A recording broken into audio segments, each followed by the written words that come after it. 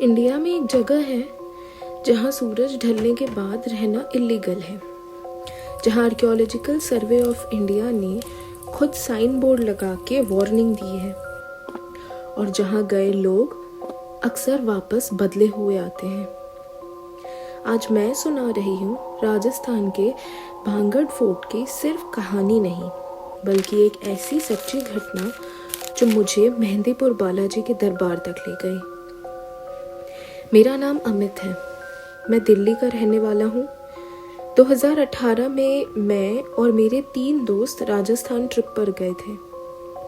भांगड़ के नाम पहले भी बहुत सुना था, पर ऑनेस्टली मुझे लगता था ये सब ओवर हाइप है।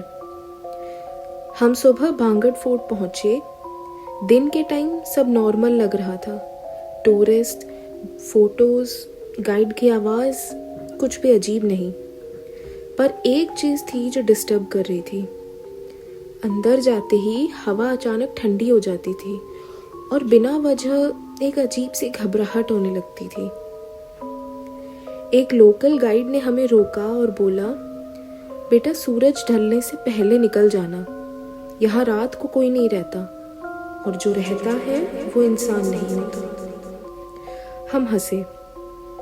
फोर्ट के कमरे के बाहर एक बहुत बुढ़ा आदमी बैठा था, सफ़ेद दाढ़ी, थका शरीर और हाथ में नीम की छड़ी। उसने हमें देखा और पूछा, बेटा घूमने आए हो ना? हमने हाँ कहा। वो धीरे से हंसा, पर उस हंसने में खुशी नहीं थी। उसने बोला, भांगड़ कभी उजड़ता शहर नहीं था, यहाँ खुशियाँ, बाजार, मंदिर सब कुछ था। यहाँ के राजा माधो सिंह थे। उनकी बेटी राजकुमारी रत्नावती अपनी खूबसूरती और समझदारी के लिए मशहूर थी। पर एक दिन तांत्रिक सिंघिया ने राजकुमारी को देखकर उन्हें पसंद करने लगा। अपने काले जादू की विद्या से वो उन पर नज़र रखने लगा। उसने राजकुमारी को अपने पास बुलाने के लिए काले जादू से एक ऐसा इत्र बनाया जिसका इस्तेमाल करने से वो उसके पास आ जाए। लेकिन राजकुमारी रत्नावती बहुत समझदार थी। वो समझ गई थी कि इत्र में कुछ गड़बड़ है, इसलिए उन्होंने उस इत्र को एक बड़े पत्थर पर गिरा दिया। सूर्यास्त होते ही जब तांत्रिक सिंघिया काला जादू के मंत्रों का जाप कर रहा था, तब वो बड़ा सा पत्थर लुढ़कता हुआ उसके ऊपर जाकर गिरता है, जिसके नीचे दबकर तांत्रिक की मौत हो जाती है। मरते वक्त सिंघिया ने भांगड़ को श्राप दिया कि ये शहर उजड़ जाएगा, यहाँ कभी शांति नहीं होगी। उस रात के बाद भांगड़ में बहुत भयानक तबाही आई। हर तरफ लोग मरने लगे और धीरे धीरे शहर खाली हो गया। उस दिन से यहाँ सिर्फ दीवारें नहीं बची, आवाज़ें भी रह गई। फिर उस बुढ़े ने मेरी आंखों में देखकर कहा, सब जाते यहाँ उत्सुकता से हैं, पर कुछ लोग अपने साथ कुछ ले आते हैं। उस वक्त हम हंसे। आज उसकी हर बात याद आती है। हम शाम होने का इंतज़ार करने लगे। सूरज ढलने के बाद 5:30 बजे के आसपास टूरिस्ट धीरे धीरे निकल गए। हमने सोचा थोड़ा और एक्सप्लोर कर लेते हैं। जैसे ही लास्ट ग्रुप निकला, पूरा किला बिल्कुल शांत हो गया। न पंछी की आवाज़, न हवा की सरसराहट, बस एक दबाव सा महसूस होने लगा। कुछ टाइम घूमने के बाद मेरे दोस्त रोहित ने कहा, भाई पीछे कोई चल रहा है क्या? हम 4 थे, पर चांद की रोशनी में 5 लोगों की परछाई दिख रही थी। हम रुक गए, साया भी रुक गया। हम चले, साया फिर से चलने लगा। तभी एक पुरानी जली हुई हवेली के पास मैंने एक औरत देखी। उसका चेहरा नहीं दिख रहा था, पर उसके बाल ज़मीन तक घिस रहे थे। वो चल नहीं रही थी, वो घिसट रही थी। तभी किसी ने पीछे से बुलाया, अमित। आवाज़ बिल्कुल मेरी माँ जैसी थी, पर मेरी माँ तो दिल्ली में थी। मैंने पीछे मुड़ के देखा, कोई नहीं था। पर उसी सेकंड मेरे कान के पास कोई बोला, यहीं रुक जाओ। मेरा पूरा शरीर सुन्न पड़ गया। हम भागने लगे, पर एग्जिट गेट दिख ही नहीं रही थी।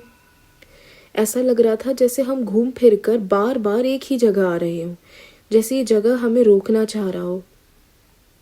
तब मैंने कमरे के अंदर एक जलता हुआ दिया देखा, पर हवा बिल्कुल भी नहीं थी और दीवार पर एक औरत की परछाई चल रही थी। उसकी लंबी उंगलियां, इतने लंबे बाल देखकर मेरा दिल बैठ गया। परछाई का सर धीरे धीरे मेरी तरफ आ रहा था। तभी मेरे कान के पास आवाज आई, तू अब यहाँ का है। अंधेरा हो गया। रोहित बहुत जोर से चिल्लाया और उसके बाद मुझे कुछ भी याद नहीं। जब आंख खुली तो मैं अलवर हॉस्पिटल में था। डॉक्टर्स ने कहा मैं रात भर चीख रहा था। फॉरेस्ट गार्ड्स ने हमें सुबह फोर्ट के बाहर बेहोश पाया। पर सबसे डरावनी बात, मेरे हाथ पर उंगलियों के निशान थे।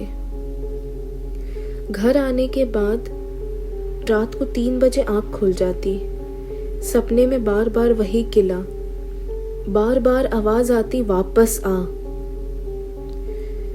मैं बोलता कम था, खाना छोड़ दिया था। शीशे में खुद को देखकर डर लगता था। एक दिन मैंने माँ से कहा, वहां से कोई मेरे साथ आ गया है, वो मुझे पागल कर देंगे। माँ का चेहरा पीला पड़ गया। मैंने उन्हें उस रात की सारी बात बताई। वो समझ गई कि मेरे साथ क्या हो रहा है। वो तुरंत मुझे मेहंदीपुर बालाजी ले गई। जैसे जैसे हम मंदिर के पास पहुंच रहे थे, मेरा शरीर कांपने लगा। मंदिर के दरवाजे तक जाते ही मैं जोर जोर से चिल्लाने लगा, मत जलाओ मत जलाओ, जबकि वहां आरती हो रही थी।